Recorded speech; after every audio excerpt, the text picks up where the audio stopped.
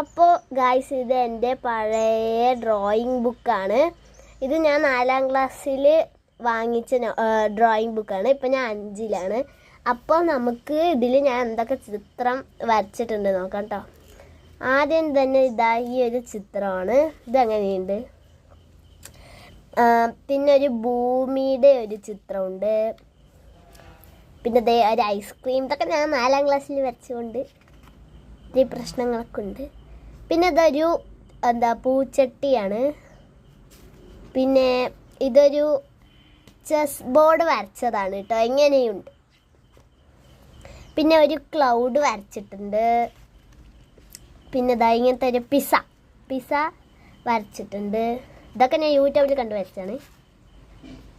ഈ ഒരു സീനറി എനിക്ക് ഡ്രോയിങ് സാറ് പഠിപ്പിച്ചു തന്നാണ് കേട്ടോ. അപ്പോൾ ഇതും ഞാൻ വരച്ചിട്ടുണ്ട്. പിന്നെ ഇത് കൃഷ്ണനെ വരച്ചിട്ടുണ്ട്.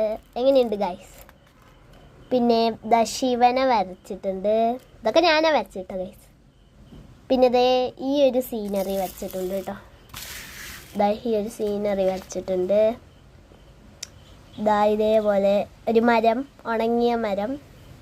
പിന്നെ വേറൊരു സീനറി. ഇതവിടെ കുറേ കുതിരകളും ഇതവിടെ വീടൊക്കെയുള്ളൊരു സീനറി വരച്ചിട്ടുണ്ട്. അത്രയേ ഉള്ളൂ. ബാക്കിയൊന്നും വരച്ചില്ല.